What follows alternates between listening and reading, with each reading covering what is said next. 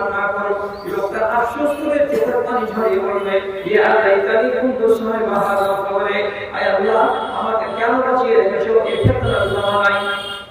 এই কবরের ভেতরে যে লোকটা চলে গেছে, ওই কবরের ভেতরে এই লোকটা না হয়ে আমি যদি চলে যেতাম, আমি যদি কবরের ভেতরে থাকতাম, তাহলে আমার ঈমানটা চ্যালেঞ্জের মুখে পড়তো না।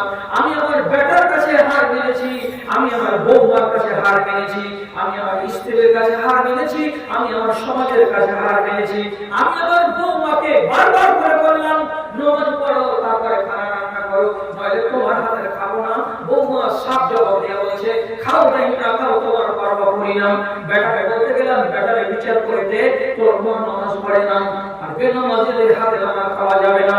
বেটা আমাকে জবাব দিয়ে বলল, বাপু তুমি এখান থেকে অন্য কোনো দেশ চলে যাও, তোমার বেটাও নামাজ পড়ে না, তোমার বউ নামাজ পড়ে না, তোমার স্ত্রী নামাজ পড়ে না, এখানে কিসের জন্য আসো, তোমার এখানে থাকার দরকার নাই। তাহলে আমি বেটার কাছেও বেশি, আমি বউমার কাছে বেশি, আমার বেটির কাছেও বেশি, আমার স্ত্রীর কাছেও বেশি।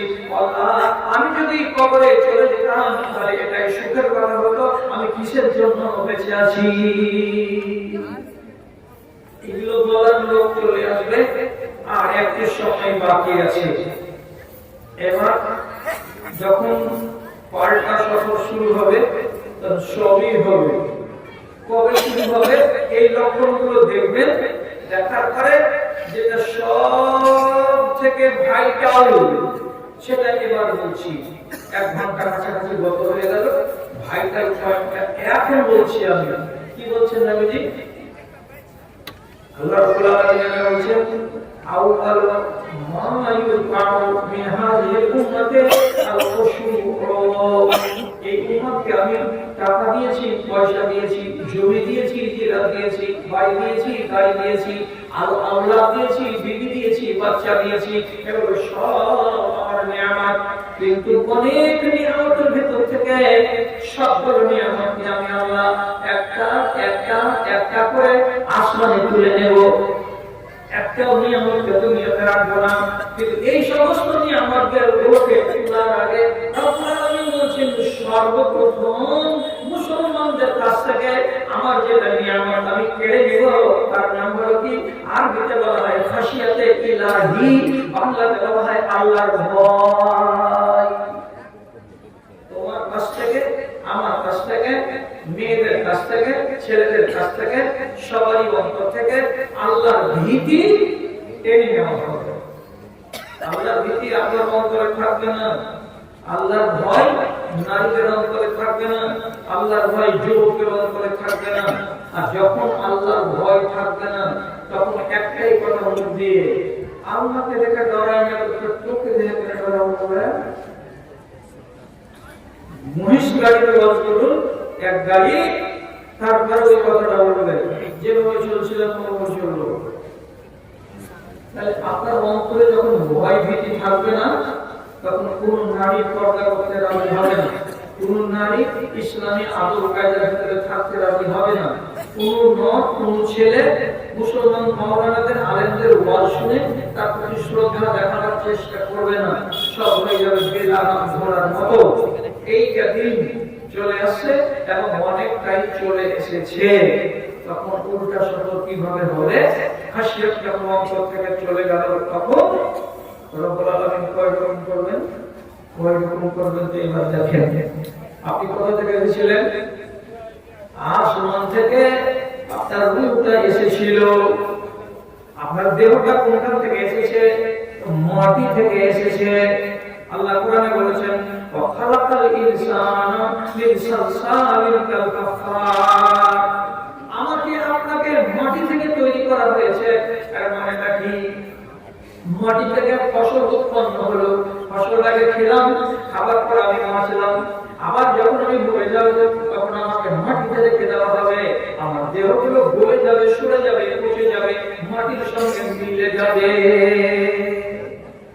আল্লাহ যেন বলছেন, তোমাদেরকে আমি মাটি থেকে তৈরি করেছি। আমার বাপ, আপনার বাপ, সারা দুনিয়ার বাপ মাটি থেকে উৎপন্ন ফসল খেয়েছে, আর খাওয়ার পরে তার রক্ত হয়েছে, তার বীর্য হয়েছে, আর সে বীর্য থেকে আমাদের জন্ম হয়েছে। তাহলে মাটি থেকে আমাদের জন্ম। আবার এটা মাটি হয়ে যাবে। তাহলে আমাদের দেহের ভিতরে এখন কটা জিনিস আছে? দুইটা জিনিস, একটা নাম হলো দেহ আর একটা নাম হলো রূহ। রূহটা কোথা থেকে এসেছে? আসমান থেকে এসেছে। সহিহ হাদিসে লেখা আছে রূহের জন্য একটা বাসন আছে, ওই বাসনের সারা পৃথিবীর মানুষের রূহ রাখা আছে। যখন কোন মহিলার পেটে একটা বাচ্চা 120 দিন বয়সের হয় 300 গ্রাম মাংসপিণ্ড, এতটা মায়ের পেটে বাচ্চারা কতখানি হলো? 300 গ্রাম ওজনের একটা মাংসপিণ্ড হলো। তো 120 দিন যেদিন বয়স হবে মার পেটে, সেই দিন আল্লাহ রাব্বুল আলামিনের পক্ষ থেকে একটা ফেরেশতা আসবে, আর ফেরেশতাটা এসে একটা রূহ নিয়ে আসবে কোথা থেকে? তো আসমান থেকে। আর সেই রূহটা নিয়ে এসে ওই মায়ের পেটে বাচ্চা দানির ভিতরে যে মাংসপিণ্ডটা আসে তার ভিতরে টুক করে রেখে দিয়ে সরকার শেষ। এবার ওই মাংসপিণ্ড নড়তে শুরু করবে। এতদিন কিন্তু নড়তো না, পাথর হয়ে শক্ত হয়েছিল। যেদিন রূহ দেওয়া হলো সেদিন থেকে একটু একটু একটু করে নড়তে নড়তে শুরু করে দিল। তার মানে এর ভেতরে কি চলে এসেছে? রূহ চলে এসেছে। এবার রূহটা এলো আসমান থেকে, আর দেহটা তৈরি হলো মায়ের পেটে। কিসে থেকে?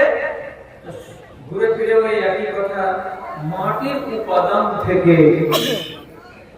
যখন দুনিয়াতে চলে এলেন, থাকলেন 60 বছর, যখন আপনার টাইম হয়ে যাবে যাওয়ার, তখন হিসাবটা কিরকম করে আল্লাহ তাআলা মিলিয়ে রেখেছেন। তো বলছে দেখো উল্টা সত্য তোমার শুরু হবে এইবার। কেমন করে মালিক? তখন আল্লাহ রাব্বুল আলামিন বলেন একটা ফেরেশতা আসবে, আসার পরে আওয়াজ দিবে, আওয়াজ দেওয়ার পরে আমার দেহ থেকে রূহটাকে টেনে বার করে নেবে। রূহটা কি করবা? হাদিসে বলছে তাকে কাফনে পেঁচিয়ে আল্লাহ ফেরেশতা উপর দিকে নিয়ে যাবে। উপর দিকে নিয়ে গিয়ে প্রথম আসমানের দরজাতে বলবে গেট খুলে দাও। যদি নেক ইনসানের এটা রাস্তা হয় গেট খুলে দেওয়া হবে। সেটাকে এইরকম করে সপ্তম আকাশের উপরে নিয়ে গিয়ে রেখে দেওয়া হবে।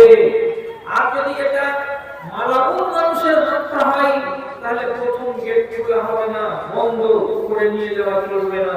তখন আল্লাহ ফেরেশতারা রূহটাকে ছেড়ে দেবে। ওইখান থেকে লক্ষ লক্ষ কিলোমিটার দূর থেকে ওই রূহকে আছাড় দিয়ে পড়বে। পাথর যেমন উপর দিক থেকে পড়ে চুরমার হয়ে যায়, আর 10 বার করে ড্রপ খাই, উল্টায় আর পাল্টাই, ওই রকম রূহটা আছাড় খেতে খেতে খেতে খেতে মাটির তলদেশে গিয়ে একটা জায়গা তার হলো সিজ্জিন, সেখানে গিয়ে জমা হবে। তাহলে রূহ এসেছিল উপর থেকে, আবার চলে গেল উপরে। মাটি থেকে এসেছিল কোনটা? দেহটা। আবার চলে গেল দেহটা কোথায়? তো মাটিতে, কবরস্থানে আপনাদেরকে রেখে দিয়ে চলে আসলো। 15-20 বছর পরে কবরকে খুঁড়ে দেখেন, যদি কিছু পাওয়া যায় তো মাথার ফুলির একটা অংশ পাওয়া যাবে, তাছাড়া শরীরের কোনো হাড় থাকে কিছুই পাওয়া যাবে না।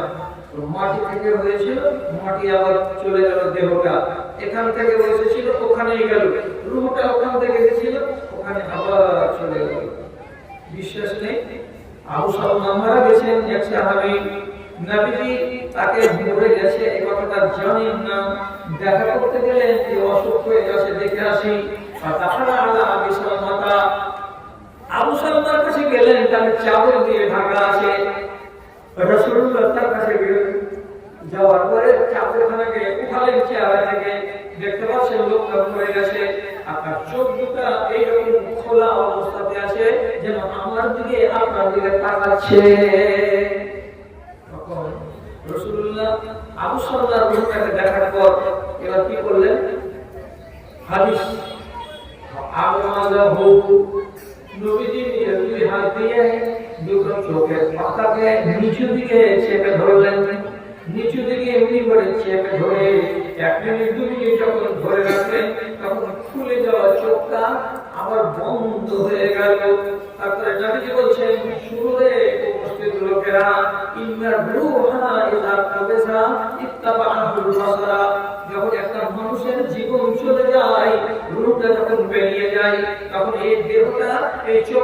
তার দিকে এমনি করে তাকাই। কেন তাকাই? রূহকে ডাকে আর মনে মনে বলে কথাটা, ওরে বন্ধু, তোমার সাথে আমার মুলাকাত হয়েছিল যেদিন আমার বয়স 120 দিন ছিল আমার মায়ের পেটে। সেদিন তুমি আমার সঙ্গে এসেছিলে, আর আমরা 60 বছর এক জায়গায় দুনিয়াতে থাকলাম। আর তো তুমি আমাকে ছেড়ে চলে গেলে কোন দিকে গেলে? উপর দিকে চলে গেলে। এই জন্য যে কোনো মানুষকে দেখবেন 15 দিন থেকে যদি বিছানায় পড়ে থাকে চোখ না খুলে, 1 মাস থেকে যদি বিছানায় পড়ে থাকে চোখ না খুলে, মরবার কালে দমটা যখন চলে যাবে তখন নিশ্চয়ই ওই মানুষটা একবার চোখ খুলে তাকাবে। কেন? যখন তার দেহ থেকে রূহটা বেরিয়ে চলে যায়। এমনি করে দেখবে চলে গেলে, বন্ধু আমাকে রেখে দিয়ে তুমি উপরে চলে গেলে, চলে যে গেল চোখটা এমনি থাকতে দেখলো, কিন্তু ভিতরে তো জান নেই। এবার জান যখন নাই তো গায়ে শক্তি যখন নাই তখন খোলা চোখটাকে বন্ধ করবে কে? নিজে আর বন্ধ করতে পারবে না, খোলা থেকে গেল। তার জন্য নবী বলেছেন, মানুষেরা তোমাদের বাড়িতে মাইয়াত মারা গেলে কথাটিকে মাথাতে রাখো, চোখটাকে যখন দেখবে তখন সঙ্গে বন্ধ করে দিও না, ওকে দেখতে দাও। ওর বন্ধুকে এসে বিদায় জানাচ্ছে, জীবনের মতো দেখে নিতে দাও। দেখে নেওয়া হয়ে গেল, 1 মিনিট হলো, 2 মিনিট হলো, রূহ বেরিয়ে চলে গেছে। টাটকা তার চোখের পাতাটাকে এমনি করে একটু চেপে ধরে নিচের চোখের সঙ্গে লাগিয়ে দাও। হাতগুলোকে আঁকা বাঁকা করে রাখবে না, পাগুলো যদি জড়ো হয়ে থাকে জড়ো করে রাখবে না, পাগুলোকে সঙ্গে লম্বা করে দাও, আর হাতগুলোকে লম্বা করে তার 2 সাইডে করে দাও। বুকের উপরে এইভাবে তোমরা চাপা দিয়ে রাখবে না, যেগুলো অঙ্গ প্রত্যঙ্গ আছে সবকে সটান করে দাও, সবকে সোজা করে দাও। দেরি হয়ে গেলে বাঁকিয়ে দেওয়া জিনিসকে সোজা করা যাবে না। টাটকা হাতকে সোজা করে দাও, তোমাকে সোজা করে দাও। তাহলে কি দেখলাম? আমার উল্টা সফর হলো, রূহ এসেছিল যেখান থেকে ফিরে চলে গেল ওইখানে, আমার দেহ যেখান থেকে এসেছিল ফিরে চলে গেল ওইখানে। আচ্ছা, এই মজলিসে যে আপনি এসেছেন, কে আপনাকে ডেকে নিয়ে এসেছে? কিসের জন্য এসেছেন? অন্তরে ডুবানো হোক, চালানো হোক, কাটানো হোক, ঈমান আছে না? ঈমান আছে বলেই না আপনি এই জায়গাতে এসেছেন। এটা হলো বিশাল বড় সম্পত্তি, বিশাল বড় আল্লাহর দান। আর এই দান কত বড় দান যে নবীজি বলেছেন যে ধীরু ভাই আম্বানিকে আমি টাকা দিয়েছি, তো তোমাদের এলাকাতে অনেকগুলি কোম্পানিকে কোটি কোটি টাকার মালিক বানিয়েছি। টাকা যাতে দিয়েছি, ধনী যাতে বানিয়েছি, তাকে আমি ভালোবাসি। এটা কথা নয়। কোন মুসলমান যদি 10খানা গাড়ির মালিক হয়ে যায়, 20খানা গাড়ির মালিক হয়ে যায়, এটা যেন সে মনে মনে না ভাবে যে আল্লাহ আমাকে খুব ভালোবাসে বলেই তো আমাকে 20খানা গাড়ির মালিক বানিয়েছে। ওই এটা কথা নয়। কতবার মুসলিমকে আমি গাড়ি দিয়েছি, বাড়ি দিয়েছি, টাকার মালিক বানিয়েছি। টাকা দিতে গেলেই, ঘুম দিতে গেলেই সে যে আমার কাছে পেয়ারা তা নয়। রাসূলুল্লাহ বলেছেন তার পেয়ারা কি দিয়ে হয়? ওয়ালাকিন্নাল্লাহ ইউতিল ঈমানা লিমান ইউহিব্বুহু। আল্লাহ রাব্বুল আলামিন যে মানুষটাকে পছন্দ করেন, যাকে ভালোবাসেন, যার সাথে আল্লাহ তাআলার ভালোবাসা তৈরি হয়, সেই মানুষটাকে রাব্বুল আলামিন বলেন আমি তাকে ঈমান দান করি। আর মানে কি, ঈমান যারা পায় তারা আল্লাহর প্রিয়, আর ঈমান যারা পায় না আল্লাহর প্রিয় নয়। আপনি এত বড় নিয়ামত পেয়ে আছেন, আপনি আমার ঈমানটা যে এখানে এলো, কোথায় পেয়েছিলাম? আমার বাপ মার কাছে। আমার বাপ মা ছিল মুসলমান। আপনার বাপ আর মার পরে কে ছিল তার আগে? আমার বাপ পেয়েছিল ওর বাপের কাছ থেকে, মানে আমার দাদার কাছ থেকে। তাহলে এইভাবে যদি আমি এই তালিকাটাকে দেখতে যাই, এক জায়গাতে না পাওয়া যাবে যে প্রথম ঈমানটা ভারতবর্ষে কে আনলো?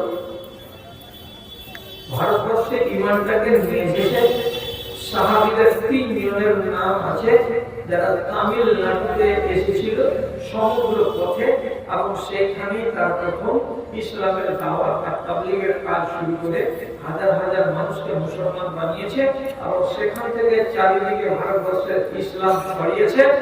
আর এইভাবে গোটা ভারতবর্ষ, তারপরে বাংলাদেশ, তারপরে ওই চারিদিকে ইমান গেছে। তাহলে ইমানটা বেরিয়েছিল কোথা থেকে? তো মদিনা শহর থেকে, মদিনার মসজিদ থেকে। এটাকে মনে রাখবেন। তাহলে মদিনা থেকে ইমানের যাত্রা শুরু হয়ে ইমান কত দূরে গেছে খেয়াল করুন। এই ইমানকে কোন সাহাবী নিয়ে এলো কোথায়? ইরান। ইরান থেকে কোন একজন মুসলমান সে ইমানকে নিয়ে এলো আফগানিস্তান। আফগানিস্তান থেকে আবার কোন মুসলমান তাকে নিয়ে আসলো ভারত। ভারত থেকে গেল পাকিস্তান, ভারত থেকে গেল বাংলাদেশ, তারপরে ইন্দোনেশিয়া, তারপরে কেউ নিয়ে গেল মালয়েশিয়া, তারপরে কেউ নিয়ে গেল অস্ট্রেলিয়া, তারপরে কেউ নিয়ে গেল নিউজিল্যান্ড, কেউ আবার নিয়ে গেল তাকে জাপান, কেউ আবার তাকে নিয়ে গেল উত্তর আমেরিকা, আবার কেউ তাকে নিয়ে গেল দক্ষিণ আমেরিকা, স্কটল্যান্ড পর্যন্ত, কেউ আবার নিয়ে গেল আফ্রিকা মহাদেশের দক্ষিণে সর্বশেষ যেটা দেশ সেটা হলো আফ্রিকা, সেখান পর্যন্ত নিয়ে গেল। তাহলে ইমানের সফর কত লম্বা! মানুষ এখান থেকে সেখান থেকে সেখান, এভাবে ইমান যাত্রা করেছে সারা জগতে। পৃথিবীতে কতটি দেশ আছে? 228টা। একটা দেশকে বাদ দিয়ে 227টা দেশে মুসলমান আছে, মসজিদ আছে এবং ইসলাম আছে, ইমান আছে। ভালো করে বুঝবেন, ঠান্ডা মাথায় জোহরের টাইমে ইন্দোনেশিয়ার মাটিতে আযান হলো, আল্লাহু আকবার, আল্লাহু আকবার। সেই জোহরের আযানটা 8 ঘন্টা পরে মালয়েশিয়াতে হবে, সেই আযানটা আর 8 ঘন্টা পরে সিঙ্গাপুরে হবে, সেই আযানটা 1.5 ঘন্টা পরে বাংলাদেশে হবে, সেই আযানটা 2 ঘন্টা পরে ভারতবর্ষের মাটিতে হবে। আর ওই আযানটা ভারতের টাইম থেকে 2.5 ঘন্টা পিছিয়ে গিয়ে আরবের মক্কা নগরীতে হবে। ওই আযানটা আর 2.5 ঘন্টা পিছিয়ে দিতে গেলে আফ্রিকাতে গিয়ে হবে, আর 2.5 ঘন্টা যদি পরে দেওয়া যায় তাহলে আমেরিকাতে গিয়ে হবে। এইভাবে আযান শুরু হলো কোথায়? ইন্দোনেশিয়ায়। জোহরের আযান চলে যাচ্ছে আমেরিকাতে গেল, জোহরের টাইম হয়ে গেল, সেখানে আযান হলো। তারপরে এই জোহরটা শেষ হওয়া মাত্রই আবার সকাল বেলায় ফজরের বেলাতে প্রথম আযান পড়বে কোথায়? তো ইন্দোনেশিয়ার মাটিতে। ওই আযান চালু হবে, আবার শুরু হলো, চলতে শুরু হলো। তাহলে ভাইরা আমার, হিসাব করে দেখবেন ঠান্ডা মাথায় সারা দুনিয়াতে একই টাইমে 5টা ওয়াক্তের আযান চলতে আছে, 5টা ওয়াক্তের নামাজ চলতে আছে। কোথায়? তো সারা দুনিয়া আযান হচ্ছে, নামাজ হচ্ছে, চলতে আছে। এটা ইমানদার আছে। হ্যাঁ, কিন্তু এবার কি হবে? ইমানটার কথা রাসূলুল্লাহ বলছেন, যেদিন তোমার অন্তর থেকে আল্লাহর ভীতিটাকে টেনে বের করে দেওয়া হবে, যেদিন তুমি দিন দুপুরে আল্লাহর বিরুদ্ধে আচরণ করতে তোমার মুখ কাঁপবে না, হাত কাঁপবে না, যেদিন তোমাদের দেশের নারীগুলোকে একবারে বেয়ারা করে দেওয়া যাবে, ওরা হায়া শরমকে পাত্তাও দেবে না, পালিয়ে যাওয়াকে এরা কোনো বড় মহত্ব মনে করবে না, এবং বিয়ে শাদী অন্যান্য শিষ্টাচার আচার আচরণে ইসলামকে যারা পাত্তা দেবে না, তখন কি হবে? বাকি কাজ দুনিয়াতে হবে। বাকি কাজ হওয়ার পরে তোমার ইমানের উপরে প্রথম আঘাতটা পড়বে। ইমান বিদায়। অন্তরে খাসিয়াত ছিল না তো, যে ইমান তুমি ছিল, এবার ইমান আও, আমার ইমান এখন বাটা হয়ে যাবে। বাটা কেমন? 100% ইমান, কাউরি হয়ে যাবে 60%, কাউরি হবে 50%, কাউরি কাছে হবে 30%, কাউরি কাছে হবে মাত্র 10%, কাউরি মাত্র আস্তে আস্তে 0 হয়ে যাবে। কতদিন 0 হতে টাইম লাগবে? এই টাইমটা হতে দীর্ঘদিন সময় লাগবে। নবীজি বলছেন, একটা সাপ নিজের খাল থেকে বের হয় মাগরিবের পরে, আর খাল থেকে বের হওয়ার পরে নিজের রুজির সন্ধানে ওখান দিয়ে চলতে 2 বিঘা জমির আলের কিনারা চলে যখন ফজরের আলো উঠতে যায়, তখন সাপটা আবার যেই খাল থেকে বেরিয়েছিল সেই খালের ভেতরে ঢুকে যায়। ঠিক ওই রকম দুনিয়ার মুসলমানেরা ইমান বেরিয়েছিল কোথা থেকে? আরবের মদিনার মসজিদ থেকে সেই ইমানগুলো অস্ট্রেলিয়াতে আর থাকবে না, ব্যাগ সফর শুরু করবে, চলে আসবে ইন্দোনেশিয়ায়, ইন্দোনেশিয়াতে ইমান থাকবে না, চলে আসবে মালয়েশিয়ায়, মালয়েশিয়ায় ইমান থাকবে না, বাংলাদেশে থাকবে কিছু কিছু, বাংলাদেশে ইমান শেষ হয়ে যাবে, ভারতে থাকবে কিছু কিছু, ভারতে ইমান থাকবে না, চলে যাবে পাকিস্তান, এরপরে ইমান উল্টো দিকে হাঁটতে হাঁটতে সফর করতে করতে সারা দেশ ইমান থেকে বিরান হয়ে যাবে। একটাও ইমানদার হবে না, একটাও নামাজি হবে না, একটাও আল্লাহওয়ালা হবে না, সব সোজা সাপটা খানেওয়ালা আর পায়খানা কারণেওয়ালা মানুষ বেঁচে থাকবে আল্লাহর দুনিয়ায়। ইমানদার ওই মদিনা থেকে বেরিয়েছিল, আবার ওই মদিনা পৌঁছে যাবে। আমরা কি থাকবো? আমরা কি থাকবো? আমরা কি থাকবো? একটা করে হাদিসে নবী কি সব কথাগুলো বলে দিয়েছেন। কি হবে?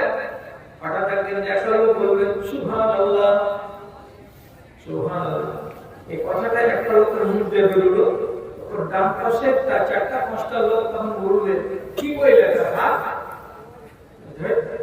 বলল সুবহানাল্লাহ। বলছি এই কথাটা আমার দাদাকে বলতে শুনেছিলাম, এই কথাটা আমার বাপ মাঝে মাঝে বলতো, তোমরা বলো না? বলছে না আমরা বলি না।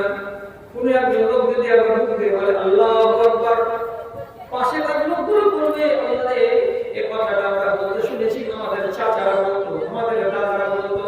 এখন দুনিয়ার কোনো মানুষ আল্লাহু আকবার বলে না, সুবহানাল্লাহ বলে না, আলহামদুলিল্লাহ বলে না, লা ইলাহা ইল্লাল্লাহ বলে না, মসজিদে যায় না, নামাজ পড়ে না, কোরআন কাকে বলে চিনি না। সব সাধারণ মানুষ একটা জীবের মতো হয়ে গেছে। তাহলে ঈমান কোথায় গেছে? যে ছেলেগুলো আপনার নসলে কি বলছে, আমার বাপকে বলতে শুনেছি এই কথাটাকে মাঝে মাঝে বলতো লা ইলাহা ইল্লাল্লাহ, তোমরা বলো না? না। তাহলে ঈমান শেষ। এখন এর আগে আল্লাহ রাব্বুল আলামিন কি করবেন? শেষ করার দুনিয়াটাকে, তো দুনিয়াটাকে শেষ করার আগে আল্লাহ একটা ইনস্পেকশন করাবেন। আল্লাহ ফেরেশতাকে পাঠিয়ে বলেন দেখো ঈমানের হাল কি আছে। আল্লাহ রাব্বুল আলামিন ফেরেশতা রিপোর্ট করবে, ওখানে গিয়ে আমাদের এখন দুনিয়ার মাটিতে মুর্শিদাবাদ এবং মালদা এলাকায় ঘুরে বেড়িয়ে দেখলাম মানুষ মাঝে মাঝে একবার করে বলছে আল্লাহু আকবার, কিংবা আল্লাহ, শুধু বলছে আল্লাহ। আজকে কত ঠান্ডা জি, ওরে আল্লাহ, আজকে গরম কত পড়েছে জি, ওরে আল্লাহ। একবার করে মানুষেরা আল্লাহ বলছে। নবীজি বলছেন হাদিসের মধ্যে লা তাকুমু সাআতু হাত্তা ইয়াতলা যাহির আছে আল্লাহ আল্লাহ, যতক্ষণ পর্যন্ত আল্লাহ কথাটা জীবিত থাকবে ততক্ষণ পর্যন্ত আল্লাহ বলছেন দুনিয়ার কোনো অভাব করা হবে না। এই আল্লাহর কথাটা একটা জন্ম পর্যন্ত থাকবে, আর থাকার পরের পর্যন্ত আল্লাহ ভুলে যাবে, শুধু খাবে আর পায়খানা করবে। এরা মুসলমান না, এরা হিন্দু না, এরা খ্রিস্টান না, এরা জিও, এরা উত্তম জাতি না, এরা নগর জাতি, এদের মসজিদ কাকে বলে, এদের মন্দির কাকে বলে, এদের গ্রাম কাকে বলে, এদের ঈদগাহ কাকে বলে, কোনো কিছুই নাই, শুধু জানোয়ারের মতো বেঁচে আছে আর খাচ্ছে আর যাচ্ছে। এমন অবস্থাতে রব্বুল আলামিন বলবেন আল্লাহ ফেরেশতারা দুনিয়াকে বরবাদ করে দাও, এবং দুনিয়াকে আমি মাটি করে দিতে চেয়েছিলাম, নষ্ট করে দিতে চেয়েছিলাম, দুনিয়ার উল্টা সফর কায়েম করে দাও। বিভোরা দেশে বাঁচি বেঁচে দিন ইসরাফিলের ওই দিন, পাহাড় দরিয়া এক হয়ে যাবে রবে না কিছু দিন, আকাশ খসিয়া ভূমিতে লুটাবে হয়ে যাবে খান, সূর্য চন্দ্র আলোহীন হবে, আহা কি খোদার শান, আহা কি খোদার শান। আচমকিত হয়ে উপরে তাকাবে যত ইনসান আর জিন, বিভুরা দেশে বাজিবে যেদিন ইসরাফিলের ওই দিন, পাহাড় দরিয়া এক হয়ে যাবে রবে না কিছু জিন। পেটের বাচ্চারা কোথায় পড়বে মা জানবে না তার কিছু, প্রলয়ের দিন কঠিন হইবে ফিরে তাকাবে না কেউ পিছু,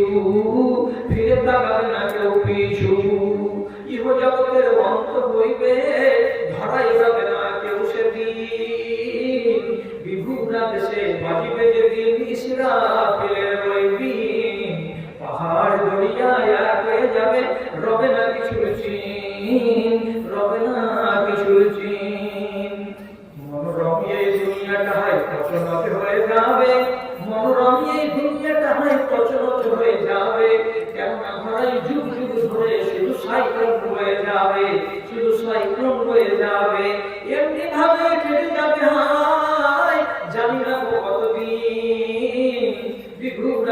ওয়াজিবে যেদিন ইসরাফিলের ওই দিন পাহাড় দরিয়া এক হয়ে যাবে রবে না কিছুর চিন রবে না কিছুর চিন। শেষ করি কথা, আপনি এসেছিলেন প্যান্ট পিঁধেছিলেন কি 2 ইঞ্চি কাপড় ছিল গায়ে কি ছিল না, ন্যাপটা এসেছিলাম তাই তো? সবাই আম্বিয়ায়ে কেরাম পর্যন্ত ন্যাপটা হয়ে এসেছেন দুনিয়াতে। আমরা যত নর নারী পৃথিবীতে পয়দা হয়েছি সব উলঙ্গ হয়ে।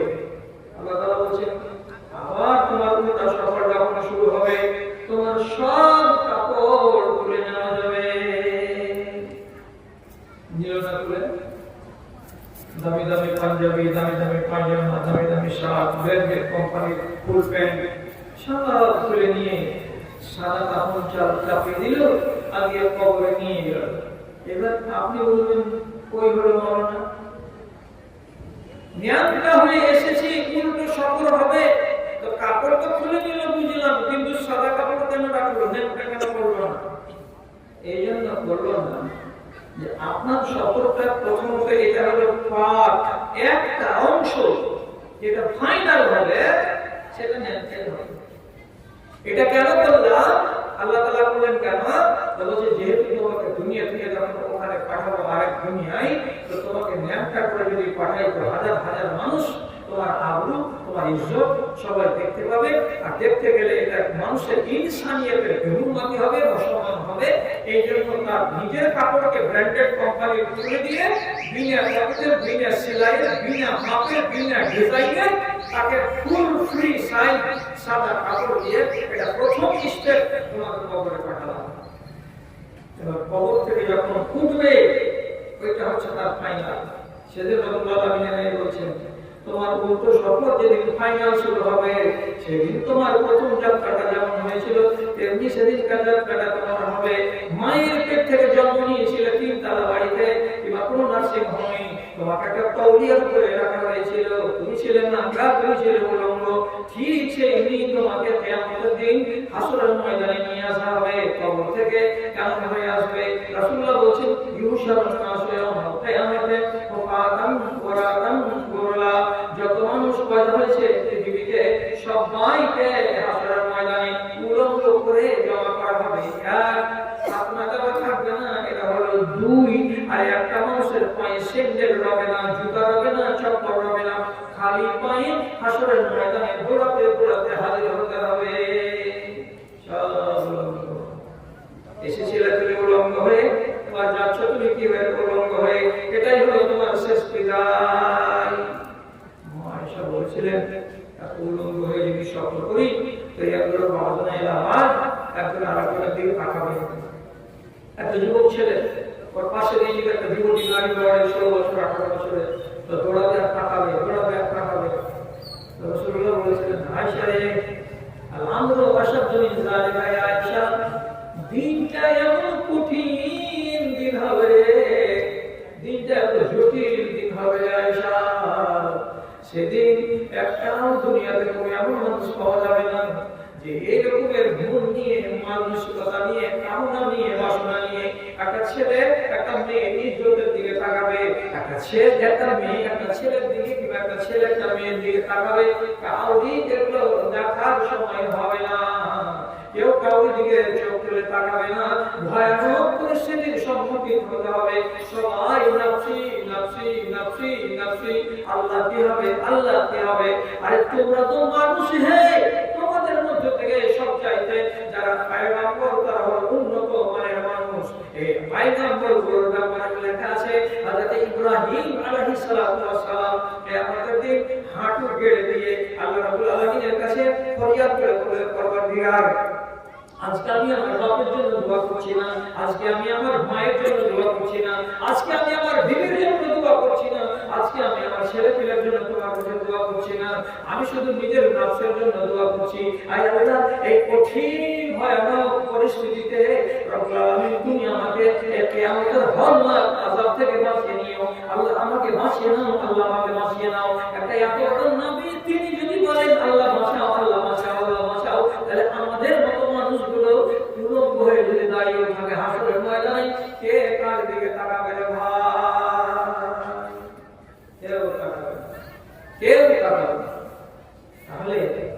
আমার ঈমানের উল্টো সফর হবে, আমার গোটা দেহের উল্টো সফর হবে, যে যেখান থেকে এসেছিল সে সেখানে আবার চলে যাবে। রব্বুল আলামিন প্রত্যেকটা বস্তুর উল্টো সফর করবেন। সমুদ্র শুকিয়ে একদম শেষ হয়ে যাবে, পাহাড় শেষ হয়ে যাবে, দুনিয়া শেষ হয়ে যাবে, আসমান শেষ হয়ে যাবে, নতুন জীবন দুনিয়াকে আল্লাহ তৈরি করবেন। তারপর নতুন স্টেজ আরম্ভ হবে কিয়ামতের দিন। সেই সম্বন্ধে কথা অনেক আছে, অন্য 8 দিন কাউর কাছ থেকে শিখতে হবে, শুনতে হবে। রাত হবে কিয়ামতের দিন না হবে না, দিন হবে কিয়ামতের দিন না হবে না। শুধু এটুকু জেনে রেখে দেন, ওইটা দুনিয়া রব্বুল আলামিন যে বানাবে, সে দুনিয়াতে রাত হবে না। কথা মনে থাকবে, রাত হবে না, দিন হবে না, তো রাত হবে না। দিন বলে কিছু নেই, রাত বলে কিছু নেই। আরো মাথাতে রাখবেন, রোজ সূর্য উঠে আর রোদ দেয়, তারপর ডুবে যায়। রোদ দেওয়ার জন্য সূর্য উদিত হবে না, এটাও কথা মাথায় রাখবেন। আর একটা সাংঘাতিক কথা মাথাতে রাখবেন, আর মনে মনে খুশি হবেন, আর 5টা লোককে শিখিয়ে দিবেন। আহলুল জান্নাতে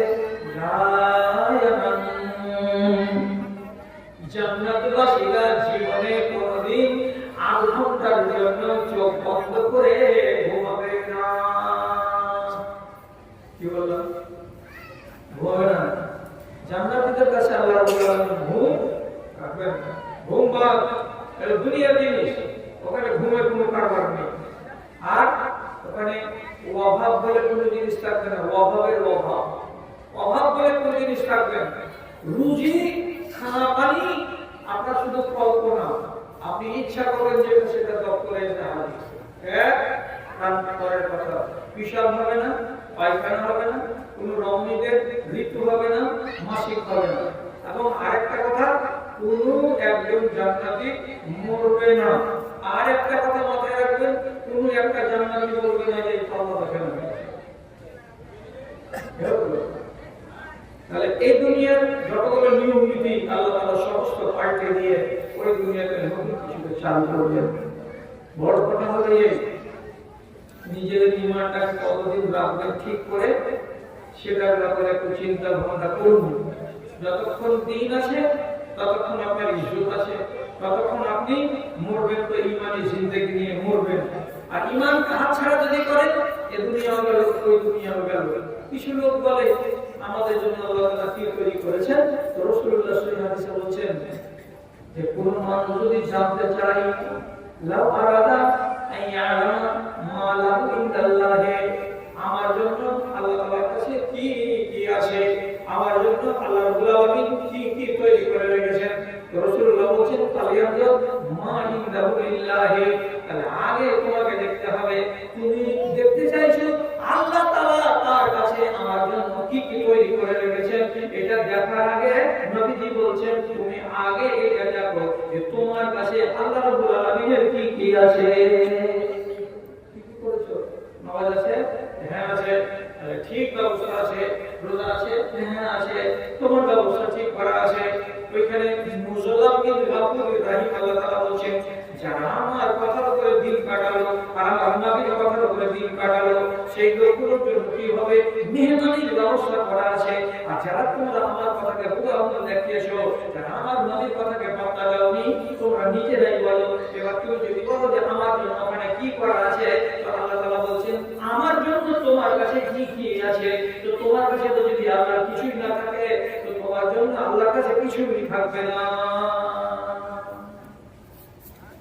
আল্লাহ তাআলা আপনাদেরকে সুমতি দেয় যে কথাগুলোকে মানতে পারেন এবং নিজেকে একটুখানি বদলাতে পারেন, সংশোধন করতে পারেন, এটাই দোয়া করি। আর তারপরে আরেকটা কথা বলছি এই যে আপনারা মুর্শিদাবাদের মানুষ, আমাকে 1974 সালে সর্বপ্রথম মহাদিতে অনুমতি দিয়েছিলেন জালসা করার জন্য, বক্তৃতা করার জন্য লালবাটি মাদ্রাসায়। এতদিন ধরে চলে যাচ্ছি, এখন ভোট দিতে মোটামুটি 1600 টাকা কমে 110 হয়ে গেছে। কাজে আগের মতো আপনারা মনে করিয়েন না যে একে ঝুড়ে দিবে তো ঝুড়ে দিবে, আর নাম নিবে না, ওটা নয়। আমি চেষ্টা করে 1.5 ঘন্টা বলি, আমার আমদানি বুঝতে পেরেনি যে হ্যাঁ আমার 1.5 ঘন্টা হয়ে গেছে। তো 1.5 ঘন্টা আমার বক্তৃতা দেওয়া হলো। এবার আপনাদেরকে হয়তো আমার পক্ষ থেকে অনুমতি থাকবে, কমিটিরা যা পারেন সেটা বলবেন।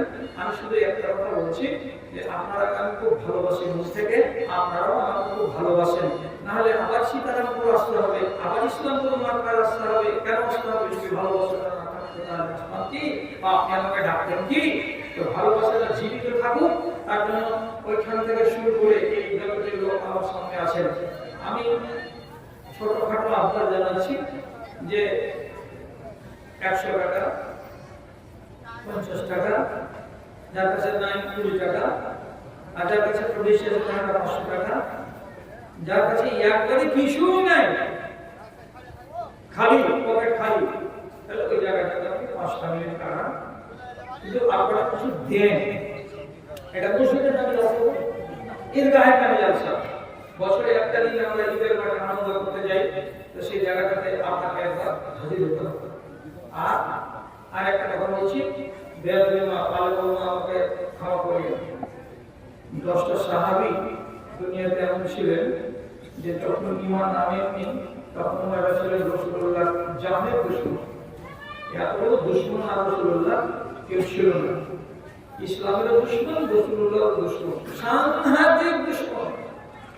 সেই 10টা সাহাবী আবার এমন একটা দিন চলে এলো যে রাসূলুল্লাহ একবারে 5000 জহিরুল ইসলাম, ডাক্তার জহিরুল ইসলাম, ঠিক আছে। তো এরা আবার পরে ঈমান আনলো। ঈমান আনলো তো এত খাঁটি ঈমান আনলো যে আল্লাহু আকবার, এদের মধ্যে মনে হচ্ছে যে আর সচ্চা দিনদার দুনিয়াতে নাই। তো যাতে আগের জীবন হলো কঠিন সাংঘাতিক, আর পরের জীবন হলো অতি মিষ্টি, এই 10টা সাহাবীর জীবনকে এক জায়গাতে করা গেছে কোন 200 টাকায়। নাম দেওয়া হয়েছে কি তার লাঞ্ছিত জীবনকে ছেড়ে ঈমানের ছায়া তলে। যদি কিতাবটা রাখেন তো পড়ে মন খুশি হবে, ঈমান তাজা হবে। 50 টাকা লাগবে কোন 200 টাকা বই। বেকার বউ মা খাওয়ার জন্য নিতে পারে, আব্দুল আজিমের কাছে পাওয়া যাবে, এখানে এই সাইটে নিয়ে নেন। আর আমাকে ডাক্তার সাহেব উনি 5000 টাকা দিয়েছেন, দিয়ে বিসমিল্লাহ করেছেন আমার হাতে। এবার সামনে থেকে কোন এক ভাই আছেন কি যিনি বলবেন যে আমি 1000 টাকা দিই। যদি 1000 টাকা না থাকে কমসে কম আমি বলেছিলাম যে ছোট করে দিবেন, তো 100 টাকাও দিবেন। আলহামদুলিল্লাহ আমার ভাইয়া 2000 টাকা দিয়ে দিয়েছেন। আল্লাহুম্মা সাল্লি আলাইহি আল্লাহুম্মা বারিক ফিহি। ডাক্তার মাশাআল্লাহ, আলহামদুলিল্লাহ। আচ্ছা, এই ডাক্তার আল্লাহ ডাক্তারি পেশাটা একটা হালাল পেশা, আর এতে আল্লাহ তাআলা ভালো বরকত রেখেছেন। কারণ আমার একটা ভাই ডাক্তারি করে, তো আমরা চাকরি করে আমার ওই ভাইটা মানে লোটাতে করে পানি আনিয়ে দিতে হচ্ছে যে রে ভাই ওখানে ছোট আমার, এটা আমার ভাই তিনি যে দিয়েছেন কত কি 5 কম হবে না। আলহামদুলিল্লাহ। বান কাটার আগে আধাকে হাঙ্গাই মানুষ এমনি 2 3 4 5 6 7 8 9 10 আলহামদুলিল্লাহ আলহামদুলিল্লাহ। আমার ভাইজান 5000 টাকা দিয়েছেন। আল্লাহুম্মা সাল্লি আলাইহি আল্লাহুম্মা বারিক আলাইহি আল্লাহুম্মা ইয়ুরু বিল ইলমি ওয়াল হিলমি ওয়া যায়িনহু বিল ঈমানি ওয়াত তাকওয়া ওয়া লা তুআখিযুহু বিদানি কারামিন আমিন বিরহমাতিকা ইয়া আরহামার রাহিমিন। আপনারা আছেন তাড়াতাড়ি করে দিয়ে দেন, চট করে দেন। কারণ আপনার ঈদগাহ, আপনি নিজের বাল বাচ্চাকে নিয়ে গিয়ে একদিন আনন্দ করতে চলে যাই। তোমার আদেশে দিন চলে যায়, তোমার আদেশে দিন চলে যায়, আধার নেমে আসে রাতে। কত যে শক্তি লুকায়ে রেখেছো তোমার নিপুণ 2 হাতে। মহাবিশ্বের তুমি চালো পুরো তোমার জয় নিশান। ও আল্লাহ মেহেরবান, আমি গাই তোমার গান। আর তোমার 500 টাকা দান করেছেন। আল্লাহুম্মা বারিক ফি মা রাযাকতাহু আমিন আমিন। আর দিন ভাই আমার এখানে আসিয়া 1000 টাকা দান করেছেন। এই বিয়া লাগিয়া 2000 টাকা ওই আমি 500 ভান নিজে দান করেন আমিন। আর দিন আমার ভাই 200 টাকা আল্লাহ তাআলা তাকে 100 টাকা দেওয়া, 100 টাকা দেখা